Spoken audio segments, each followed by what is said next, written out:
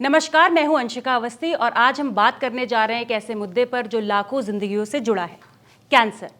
लेकिन आज की बातचीत डर नहीं, उम्मीद की बातें करेंगे, क्योंकि हमारे साथ हैं वो लोग जिन्होंने इस सफ़र को बहुत करीब से जिया है और अब दूसरों के लिए राह बना रहे हैं। हमारी पहली मेहमान है आंचल शर्मा, स्टेज 3 ब्रेस्ट कैंसर थ्राइवर, जिन्होंने अपनी बीमारी को ही अपनी ताकत बना लिया। उन्होंने कैन हील कम्युनिटी की शुरुआत करी, जहां मरीजों को और सर्वाइवर्स को ना सिर्फ सपोर्ट मिलता है बल्कि उम्मीद और हौसला भी। साथ ही वो meals of happiness charitable trust के जरिए ज़रूरतमंद लोगों तक प्यार और पोषण पहुंचा रही हैं। हमारे दूसरे मेहमान हैं doctor Vivek Tomar, rise to survive cancer के को फाउंडर। ये सफ़र उन्होंने बतौर केयरगिवर से शुरू किया जब उनकी पत्नी को कैंसर हुआ।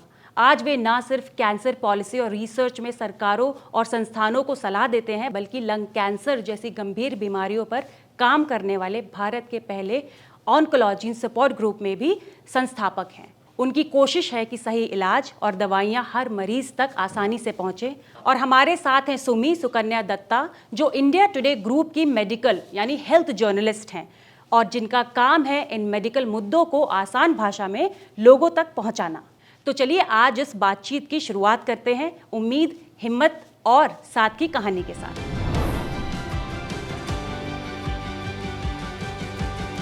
तो हम देख रहे हैं कि भारत में कैंसर के बहुत ज़्यादा केसेस आ रहे हैं, लेकिन बात जब जागरूकता की आती है तो लोगों में अभी भी काफ़ी झिझक है और डर है।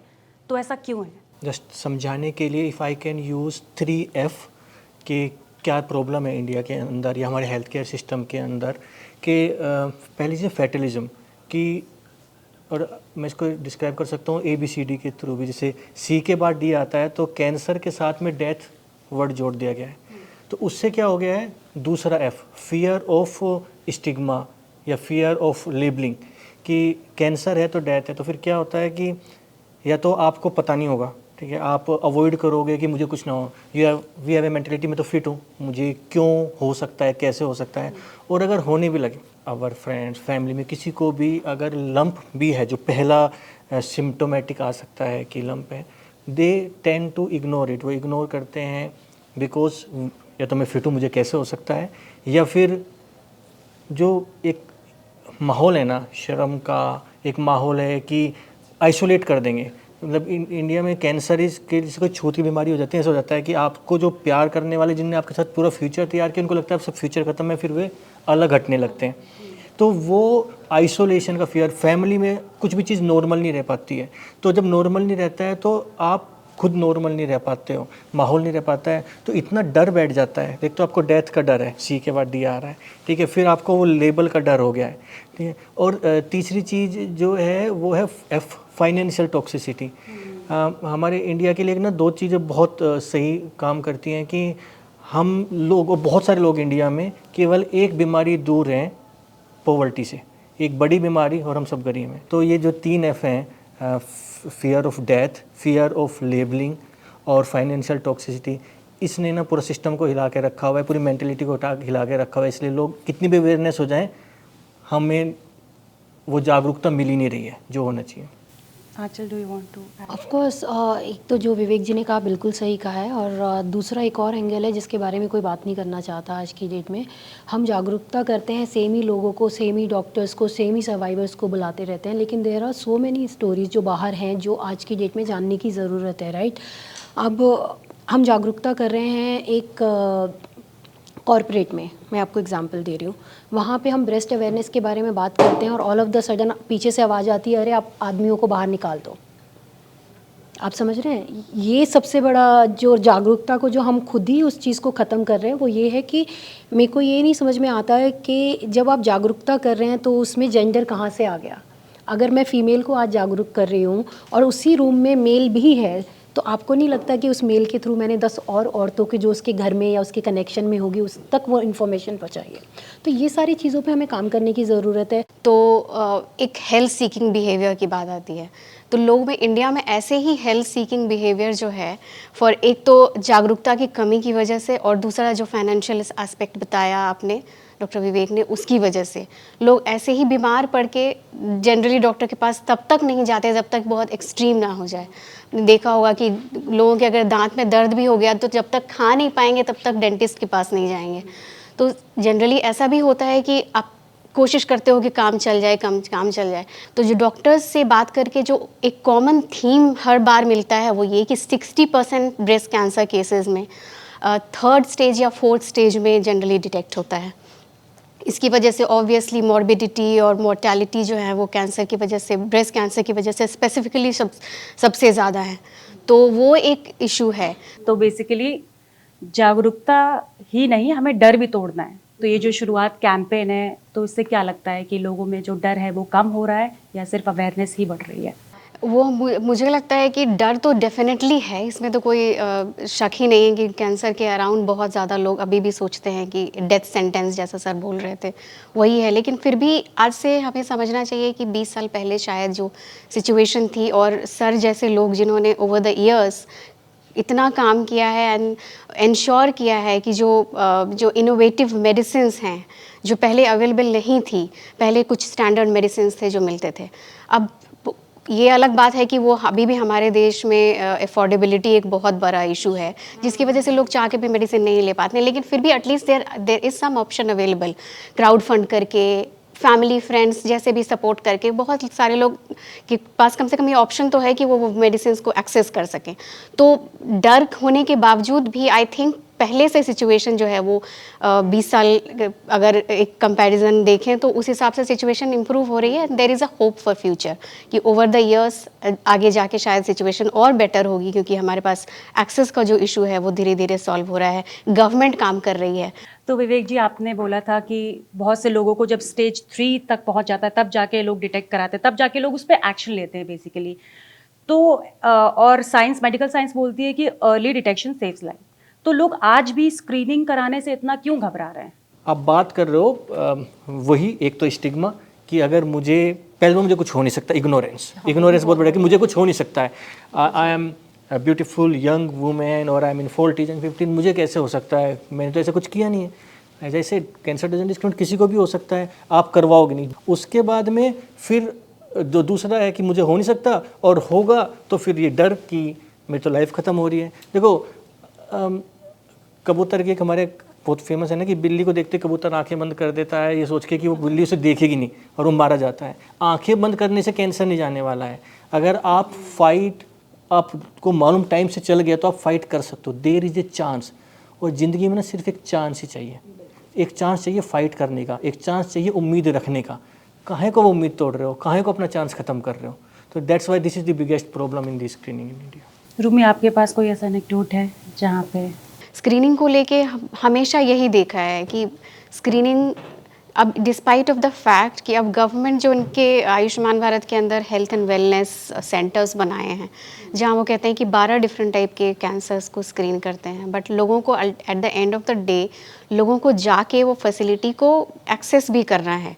अगर आपके लिए एक तो अवेलेबल नहीं है, और अगर अवेलेबल है भी, अगर आप जाके किसी भी वजह से, या वो चाहे स्टिग्मा की वजह से हो या डर की वजह से हो, आप अगर जाके वो फैसिलिटी अवेल ही नहीं कर पाएंगे तो कोई चाह के भी आपकी मदद नहीं कर सकता है। तो ये अवेयरनेस जो है, जैसा मैंने पहले भी बोला कि health seeking behaviour is something जो कि हर स्टेट में चेंज होने की ज़रूरत है। लाइक हमने देखा है कि सदर्न स्टेट्स में फॉर इंस्टेंस बहुत लोग जाते हैं हॉस्पिटल, जब ज़रूरत होती है तो जाते हैं, बट नॉर्दर्न स्टेट्स में जहाँ पे पॉपुलेशन हमारी ज़्यादा है, वहाँ पे ये चैलेंजेस हमारे और भी बड़े हैं। जो यूपी हो गया, बिहार हो गया, एमपी हो गया, इस तरह के स्टेट्स में ये खास करके रूरल पॉपुलेशंस में लोग जाते नहीं हैं अस्पताल जब ज़रूरत हो तब, और तब तक जब तक वो उनको जाने की ज़रूरत पड़ती है क्योंकि अल्टीमेटली हालत ख़राब हो जाती है, तब तक बहुत देर हो चुकी होती है।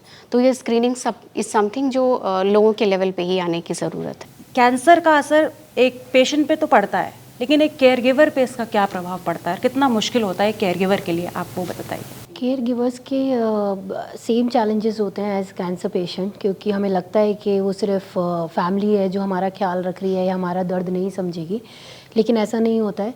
वो इक्वली चीज़ों से निकल रहे होते हैं। जैसे मेरे केस में मेरे भाई की शादी थी, 22 दिन पहले मुझे कैंसर डायग्नोज हुआ, और मेरे लिए सबसे बड़ा चैलेंज ये था कि मैं ये न्यूज़ कैसे ब्रेक करूँ। तो वो जो इतने टाइम से सेलिब्रेशन चल रहे थे और इतने टाइम के बाद घर में आए थे, तो मेरे अंदर हिम्मत नहीं थी बिल्कुल भी उनको बताने की। और 22 दिन मैंने अपने टेस्ट, अपने मेमोग्राम, पेट स्कैन, सब कुछ मैंने कराया, और मैं शाम को जाके इवेंट्स में सेलिब्रेट करती थी। मैं हल्दी, संगीत, नाच रही हूँ। मैंने अपने बाल कट करा लिए ताकि किसी को ये ना पता चले कि कैंसर डायग्नोज हो गया है। तो वो 22 दिन ऐसे हो गए थे जैसे कि 22 साल बन गए, कब ख़त्म हो गए। अगर कुछ ज़्यादा पेन हो रहा है, बिकॉज बहुत हैवी होता है ये लेके चलना, कि आप अंदर अंदर आपको लग रहा है कि पता है कि आपको, जैसे कि कैंसर बहुत सारे बर्डन के साथ में आता है, कि आपको पता है कि हाँ यार कैंसर है, अब तो आपको मरना ही है, पहला थॉट तो यही होता है। और उसमें फिर आपको डांस भी करना है, आपको किसी को पता नहीं चलने देना। तो मैं बहाना लगा लेती थी, मैंने कहा नहीं यार मेरे ना पेट में दर्द हो रहा है भाई, आप लोग थोड़ी देर सेलिब्रेट करो, फिर नाचना, वो सब चलता था। तो बहुत डिफ़िकल्ट हो गया था। एंड देन 22वें दिन जब भाई की शादी हुई है, मैं नेक्स्ट डे हॉस्पिटल गई हूँ। हॉस्पिटल जाके नेक्स्ट डे मैंने अपनी पहली सर्जरी कराई है, कीमोपॉट इंस्टॉल कराया 1.5-2 घंटे की।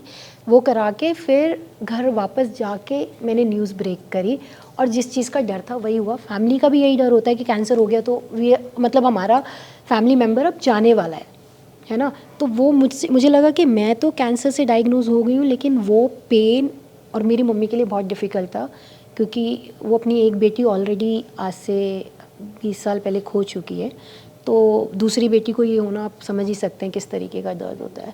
तो फैमिली के लिए बहुत डिफ़िकल्ट होता है। और ये सब वहम है कि नहीं उन्होंने कीमो नहीं कराई, उन्होंने रेडिएशन नहीं कराई, उनको मेरा दर्द कैसे पता होगा। नहीं, ये सब गलत फहमी है। आई थिंक फैमिली इक्वली उस पेन को जीती है साथ में, जो बहुत डिफ़िकल्ट होता है। बट एक चीज़ मुझे जो लगता है, जो समझ में आता है, वो ये है कि जो फिज़िकल जो एस्पेक्ट है कैंसर का वो तो है ही, इमोशनल एस्पेक्ट जो है वो इमेंस है। और उसके लिए तो फिज़िकल अगेन जो हमारे देश में जो कमियां हैं कैंसर केयर में, वो हमें जितना लगता है कि मेंटल हेल्थ के लिए भी जो सपोर्ट चाहिए, चाहे वो पेशेंट को या उनके फैमिली को, केयर गिवर्स को, क्योंकि वो भी like both of you said कि जितना पेशेंट तो सफ़र कर ही रहा है, उसके साथ साथ जो फैमिली है वो भी उतना ही सफ़र कर रही है। लेकिन वो जो हमें सपोर्ट की ज़रूरत होती है वो उस तरीके से है नहीं। लेकिन अब अच्छी बात यह है कि अब इस तरह के काउंसलिंग ग्रुप्स या पेशेंट सपोर्ट नेटवर्क जो हैं वो अवेलेबल हैं, और थोड़ा बहुत एटलीस्ट एक तरह से वो जो गैप है वो फिल हो रहा है। तो ये एक बहुत इम्पॉर्टेंट चीज़ है कि मेंटल हेल्थ सपोर्ट्स भी जो हैं वो अवेलेबल होने चाहिए पेशेंट्स के लिए और केयर गिवर्स के लिए। तो आप लोग पेशेंट्स के साथ और उनकी फैमिली के साथ बहुत क्लोजली काम करते हैं, लेकिन अभी भी बहुत से लोगों को नहीं पता कि पीएचडी एक्चुअली होता क्या है, उनका काम क्या होता है। तो अगर आप वो थोड़ा सा एक्सप्लेन कर सकें। पेशेंट एडवोकेसी का सिर्फ एक ही डेफिनेशन अगर मैं समझा पाऊँ कि पेशेंट एडवोकेसी एक जर्नी है, क्या होना चाहिए से क्या करना है, ठीक है, कि हमें एक्सेस होना चाहिए, एक्सेस करवाना है। तो पेशेंट ने from what should be is patient advocacy. तो पेशेंट एडवोकेसी का इम्पैक्ट वाइडर होता है। सो जैसे मैं एक पेशेंट एडवोकेट हूँ, तो मैं आज के टाइम में मेरे 2 ग्रुप हैं। एक पेशेंट सपोर्ट ग्रुप है एल्क पॉजिटिव इंडिया, जो इंडिया एल्क पेशेंट के लिए बना हुआ है। इंडिया का first oncogene focus support group था। और दूसरा rise to survive cancer patient advocacy है। तो मैं गवर्नमेंट ऑफ पंजाब के लिए एडवाइजरी बोर्ड में हूँ, government of India, national cancer grid. तो हम क्या काम करते हैं, वर्किंग ऑन पॉलिसीज़, क्योंकि आप इंडिविजुअली पेशेंट सपोर्ट ग्रुप में एक बंदे को छू सकते हो, 2 को छू सकते हो, 5 को छू सकते हो। लेकिन अगर मैं पॉलिसी में कोई चेंज ला सकता हूँ जहाँ पे एक पेशेंट के पास पहुँचती है, तो वो पॉलिसी सबके लिए होगी। अगर पंजाब गवर्नमेंट पॉलिसी बना रही है पूरे के लिए, इंडिया गवर्नमेंट बना रही है पूरे देश के लिए, जीएसटी वाला जो हुआ, तो उसमें हमारे वाले ग्रुप की एक मेडिसिन फिर जीएसटी फ्री हो गई। वो इसलिए फ्री हो गई क्योंकि we will continuously advocating with government कि ये मेडिसिन की कॉस्ट 4 लाख पर मंथ है। कंपनी के साथ नेगोशिएट किया, ये भी एक एडवोकेसी है, उन्होंने 1+1 कर दिया, तो 2 लाख की हो गई। 2 साल तक करते रहे, हम स्विट्जरलैंड भी गए, उन्होंने क्या कर दिया, 1+3 कर दिया, तो वो 60-70,000 की होगी। अब गवर्नमेंट ने उस पर जीएसटी 0% कर दिया। अब कितने लोग अफोर्ड कर सकते हैं?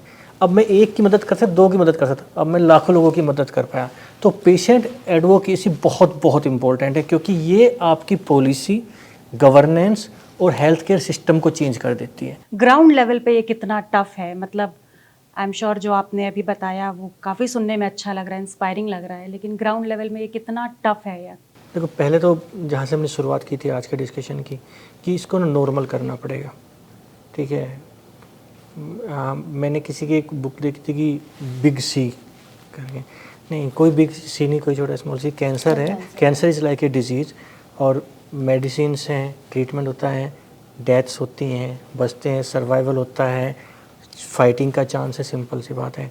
जब तक आप उसको नॉर्मलाइज नहीं करोगे, आप ब्रेस्ट को ब्रेस्ट नहीं बोलोगे, जब तक आपको लंप होने के बाद आप अपने हस्बैंड को, गर्लफ्रेंड को, पेरेंट्स को, मदर फादर को, बच्चे को नहीं बताओगे, जब तक आपको ये नहीं होगा कि मेरी लाइफ खत्म हो जाएगी, मैं बताऊंगा तो मुझे आइसोलेट कर देंगे आपके दोस्त। देखो, सिंपैथी की किसी को ज़रूरत नहीं है, कैंसर पेशेंट्स में नहीं है। मतलब ये हो लगता है वी डोंट नीड सिंपैथी और the family, we need a support system, and support system is normalization of everything. जहाँ पे आप आज के टाइम में CBC, LFT, KFT के टेस्ट कराते हो खुल के, कि कहाँ क्या किया भाई, आज यार फास्टिंग थी, मैंने सुबह ब्लड टेस्ट करवाया, किस लिए, हार्ट चेकअप के लिए। जब तक हम ये चीज़ कैंसर के लिए स्टार्ट नहीं कर लेते हैं, जब तक सिस्टम चेंज नहीं होगा, तो मेरी अगर आवाज़ जारी है तो प्लीज़ आइए, बात कीजिए, नॉर्मलाइज कीजिए, और टेस्ट करवाइए, स्क्रीनिंग करवाइए। अगर कुछ भी गड़बड़ लगती है बताइए, क्योंकि बताओगे, टाइम से ट्रीटमेंट स्टार्ट होगा तो आपके पास एक उम्मीद है, आपके पास एक चांस है, और वो चांस बहुत बहुत इंपॉर्टेंट है। तो please don't lose that chance and go for it. आप एज अ हेल्थ जर्नलिस्ट आपका क्या टेक है इसमें, कैसे लोग इस मूवमेंट का पार्ट बन सकते हैं? मूवमेंट का पार्ट, एक तो पहले जो मुझे लगता है सबसे इम्पॉर्टेंट मैसेज है वो ये है कि कैंसर आज की तारीख में इंडिया में हर साल लगभग 15 लाख नए केसेस डिटेक्ट हो रहे हैं। अगले 10 साल में ये नंबर्स जो हैं, वो मैं अलार्मिस्ट साउंड नहीं करना चाहती हूँ, बट रियलिटी ये है कि नंबर्स जो हैं वो डबल ट्रिपल होने का प्रोजेक्शन है इंडिया के लिए। तो एक तो ये बॉटम लाइन ये है कि this is a disease we have to learn to live with. आज की तारीख में हम जानते हैं हमारी खुद की फैमिली में, हमारे नेबर्स में, हमारे वर्क प्लेस पे there is somebody who has cancer. आगे जाने वाले समय में ये सिचुएशन और थोड़ा बढ़ेगा। तो कैंसर के लिए सिर्फ एम्प्टी रेटरिक से काम नहीं चलेगा। पॉलिसी लेवल पे मीडिया को, आप जैसे लोगों को जिन्होंने खुद ये एक्सपीरियंस लिव किया है, फैमिली में लिव किया है, उन लोगों को और कम्युनिटी को जिसकी फैमिली में हुआ हो, वॉलंटियर्स को, सबको आके अपना अपना रोल इसमें डिसाइड करना है। हमें वैक्सीन चाहिए, हमें थेरेप्यूटिक्स चाहिए, हमें फाइनेंशियल सपोर्ट चाहिए गवर्नमेंट से, और मे बी कॉरपोरेट से जो CSR और दूसरे मीन से सपोर्ट कर सकें। लेकिन वी नीड एकदम systemic things in place in order to tackle the crisis that we are staring at. मुझे लगता है ये सबसे इम्पोर्टेंट चीज़ है। मेरा आखिरी सवाल है वो ये है कि आज के टाइम में हम ऐसी कौन सी आदतें अपना लें, ऐसी कौन सी आदतें जो हटा दें जिससे कल को रिस्क जो ब्रेस्ट कैंसर का है वो कम हो जाए। सो इसमें बस लाइफस्टाइल डेफिनेटली एक बहुत बड़ा एक्सपेक्ट है। उसमें सिर्फ यही नहीं है कि खाना ही नहीं, और मेरे ख्याल से आजकल जो ग्रेट देन में बोलूँगी बहुत बड़े OTT चैनल्स वगैरह, क्योंकि हम लोगों ने अपना लाइफस्टाइल बहुत चेंज कर लिया। हम टाइम पे सोते नहीं हैं, हम टाइम पे खाते नहीं हैं, हमें ये नहीं पता हम क्या खा रहे हैं। तो मेरे हिसाब से बैक टू बेसिक पे जाना पड़ेगा लोगों को। आपकी बॉडी ही आई थिंक आधे से ज़्यादा टाइम तो आपको हील करती है। मुझे 8 घंटे की नींद चाहिए तो चाहिए, लेकिन आजकल क्या हो रहा है कि मैं 4 घंटे सो रही हूँ, मैं 2 घंटे सो रही हूँ। अगर मैं ऐसा करूँगी तो कहीं ना कहीं मैं अपनी बॉडी को अब्यूज़ कर रही हूँ। तो हमें I think back to basic जाते हैं। तो आप, इसीलिए मैंने बोला सबको पता है, लेकिन करना बहुत कम लोग चाहते हैं। तो आपको अपनी लाइफ का, अपनी बॉडी का, अपने शरीर का इंचार्ज बनना पड़ेगा। आपको वो छोटी छोटे चेंज करने पड़ेंगे। बाकी चीज़ें जो भी है, अब वेजिटेबल है, फूड है, मेकअप है, सबके अंदर केमिकल है जो कैंसर कॉज करता है। हम किस किस से बचेंगे? लेकिन जो हम कर सकते हैं, जो हमारे हाथ में है, वो हमें ज़रूर करना चाहिए। और बस back to basic, take care of yourself. धन्यवाद विवेक और आंचल, इतने दिल से अपनी बातें साझा करने के लिए। कैंसर जागरूकता सिर्फ मेडिकल मुद्दा नहीं है, ये एक सामाजिक बातचीत है। जब हम खुद को तैयार करते हैं, समय पर जांच करवाते हैं, विज्ञान पर भरोसा करते हैं और एक दूसरे का सहारा बनते हैं, तभी हम जिंदगियां बचाते हैं। संदेश बहुत सीधा है, खुद और परिवार को तैयार रखें, समय पर जांच करवाएं, विज्ञान पर भरोसा करें, सपोर्ट सिस्टम का हिस्सा बने, क्योंकि हर शुरुआत, हर पहली बातचीत, हर पहला टेस्ट, हर जागरूक कदम एक जिंदगी बचा सकता है।